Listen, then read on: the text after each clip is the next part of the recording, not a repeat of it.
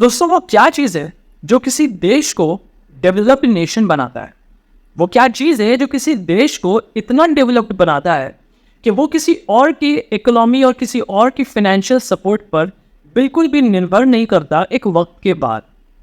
उल्टा वो दूसरे देशों को डेवलप्ड नेशन बनने में मदद करता है। वो एक मात्र चीज़ है, दैट इज बिजनेस। जी हाँ, आज के वीडियो पे हम चर्चा करने वाले हैं the role of business in our society पे। मैं हूं वकार, आप सभी का यार। आप देख रहे हैं ट्रेंडी टॉक्स। दोस्तों, आज की वीडियो पे हम चर्चा करेंगे बिजनेस के कंट्रीब्यूशन पे, जिसमें नो डाउट गवर्नमेंट और चैरिटी बॉडीज को भी काफ़ी योगदान देना पड़ता है। तो चलिए आज की वीडियो पे the role of business in our society, specially in the Indian society पे हम चर्चा करेंगे। जब लोग सामाजिक बदलाव की बात करते हैं तो अक्सर नेताओं और चैरिटेबल ऑर्गेनाइजेशंस को देखा जाता है, लेकिन क्या आपने कभी सोचा कि बिजनेसेस भी समाज में बदलाव ला सकते हैं? आज हम समझेंगे कि किस तरह बिजनेस अपने प्रॉफिट के साथ साथ इकोनॉमिक और सोशल डेवलपमेंट में काफ़ी योगदान करता है, और ये भी जानेंगे कि किस तरीके से बिजनेसेस में स्पेशली कॉर्पोरेट सोशल रिस्पॉन्सिबिलिटी का काफ़ी योगदान रहा, स्पेशली हमारे देश को काफ़ी आगे बढ़ाने। पॉलिटिक्स अक्सर लोगों को बड़े बड़े वादे करता है, लेकिन उन वादों को पूरा हमेशा नहीं कर पाता। राजनीतिक दुनिया में कई तरह के रुकावटें और चैलेंजेस होते हैं, लेकिन बिजनेसेस अपने एफर्ट्स और स्ट्रैटेजीज के रिजल्ट्स एक पॉइंट पर जरूर दिखाता है। जब एक बिजनेस सामाजिक जिम्मेदारी उठाता है तो उसका असर मेजरेबल होता है।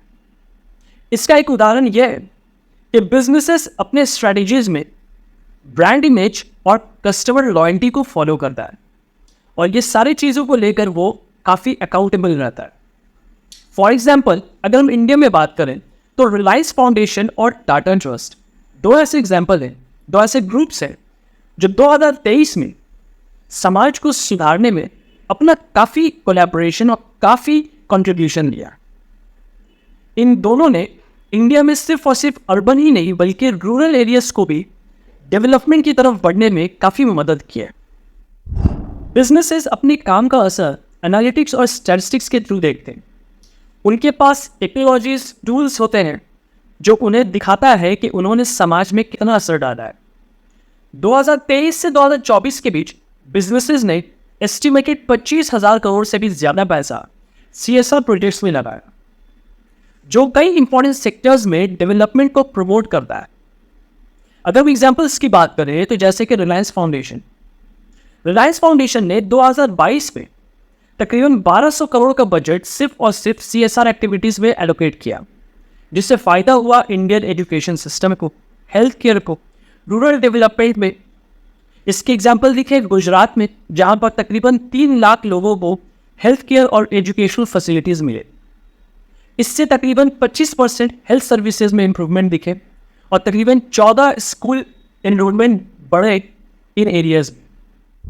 अगर अगले एग्जाम्पल की हम बात करें तो वो है टाटा ट्रस्ट के जरिए टाटा ने तकरीबन 500 करोड़ का इन्वेस्टमेंट किया, जिसमें उनका फोकस रहा रूरल इंडिया में वाटर कंजर्वेशन, स्किल डेवलपमेंट और हेल्थ सर्विस। महाराष्ट्र और उड़ीसा के कुल मिलाकर 5,000 गाँव इस इनिशिएटिव के अंडर आए, जहां वाटर रिसोर्सेज को तकरीबन 40% तक इम्प्रूव किया गया, और साथ ही स्किल डेवलपमेंट के जरिए तकरीबन 1 लाख से भी ज़्यादा बच्चों को रोजगार के लिए प्रिपेयर किया गया। अगली एग्जाम्पल की हम बात करें तो वो है इन्फोसिस फाउंडेशन में कर्नाटका का जो एक रिमोट एरिया होता है, वहां पर तकरीबन 400 करोड़ का इन्वेस्टमेंट किया गया, जिससे तकरीबन 75,000 लोगों को हेल्थ केयर और 50,000 स्टूडेंट्स को डिजिटल एजुकेशन में कंट्रीब्यूशन मिला। अब सवाल आता है कि कॉर्पोरेट सोशल रिस्पॉन्सिबिलिटी, इसका महत्व क्या है? ये इतना इम्पोर्टेंट है तो क्यों है?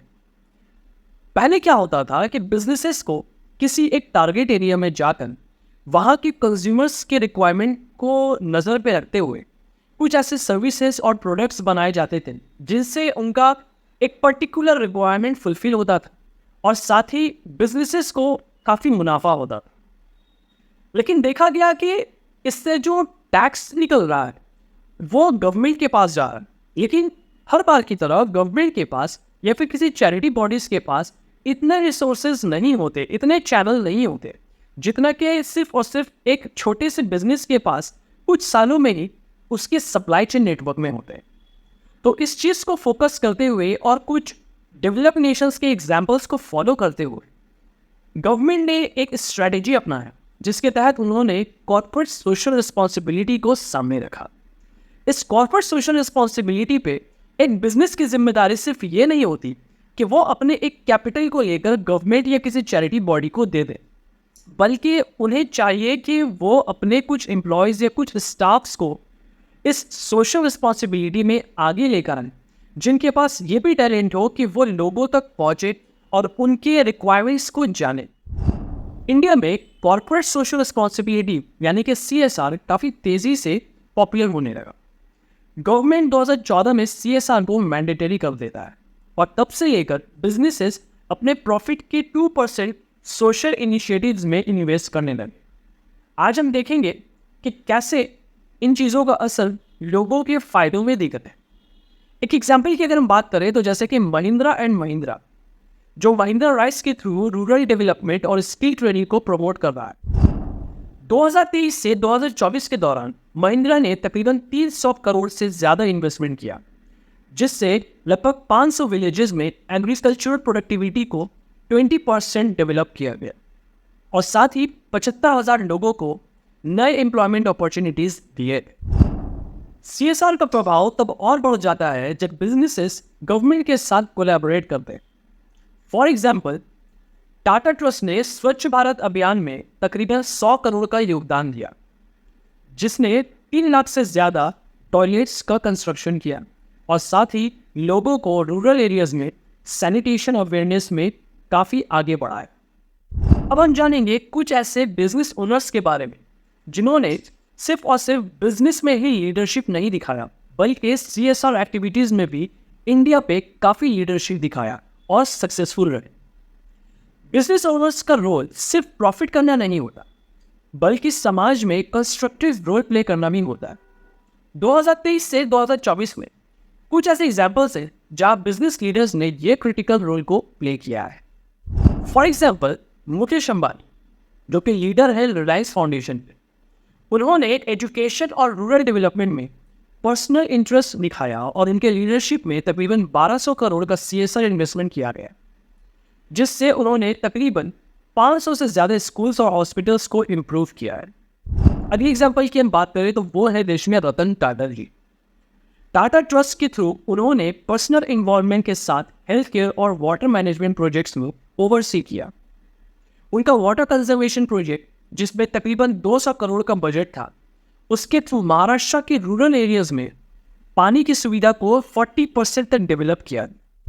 एक और एग्जाम्पल की भी हम बात कर लें तो जैसे कि आनंद महिंद्रा, जो कि लीडर है महिंद्रा ग्रुप, उन्होंने फोकस किया स्किल डेवलपमेंट और क्लीन एनर्जी के इनिशिएटिव्स में, जहां तकरीबन 1200 करोड़ से ज़्यादा का योगदान दिया गया। महिंद्रा सस्टेन के तहत 2023 में महिंद्रा ने रूरल इंडिया में रिन्यूएबल एनर्जी को तकरीबन 10% तक डेवलप किया। दोस्तों, आज के टाइम में हम ये देख रहे हैं कि बिजनेस बॉडीज राजनीतिक और चैरिटेबल ऑर्गेनाइजेशंस के मुकाबले काफ़ी ज़्यादा प्रभावशाली। जब बिजनेसेस अपने प्रॉफिट्स के साथ साथ सामाजिक जिम्मेदारी निभाते हैं तो वो एक स्ट्रॉन्ग और लॉन्ग टर्म असर छोड़ते हैं। जैसे कि टाटा, रिलायंस और इन्फोसिस जैसी कंपनीज ने अपने इनिशिएटिव्स के थ्रू ये दिखाया कि वो ना सिर्फ अपने प्रॉफिट्स का ध्यान रखते हैं, बल्कि सामाजिक विकास को भी फोकस करते हैं बड़ी अच्छी तरीके से। CSR और गवर्नमेंट कोलैबोरेशन के बिना इन सब में मैक्सिमम इम्पैक्ट पैदा करना मुश्किल था। तो हमें जो कंज्यूमर्स हैं, हमें ऐसे बिजनेसेस को सपोर्ट करने चाहिए जो सिर्फ अपने मुनाफा का नहीं, बल्कि समाज के बदलाव और डेवलपमेंट का भी काफ़ी ख्याल रखें। इसकी एक एग्जाम्पल की हम बात करें तो काफ़ी क्लासिक एक एग्जाम्पल है, that is bill and Melinda Gates foundation. इसके कोलैबोरेशन हुए इंडियन गवर्नमेंट के साथ पोलियो इरेडिकेशन की गई। बिल गेट्स फाउंडेशन ने 2012 में तकरीबन 800 से 1000 करोड़ का इन्वेस्टमेंट किया और गवर्नमेंट के हेल्थ केयर वर्कर्स के साथ मिलकर इंडिया को पोलियो मुक्त बनाने में काफ़ी मदद। एक और उदाहरण की हम बात करें तो वो है साल 2000 की, जब आईटीसी के ई चौपाल इनिशिएटिव जो गवर्नमेंट सपोर्ट के बिना इतना सक्सेसफुल नहीं हो सकता था, उसमें आईटीसी ने तकरीबन 800 करोड़ का इन्वेस्टमेंट किया और गवर्नमेंट की पॉलिसीज का सहारा लेकर किसानों तक टेक्नोलॉजी की अवेयरनेस बढ़ाई और तकरीबन 4 मिलियन किसानों को उनका हक पहुंचाया।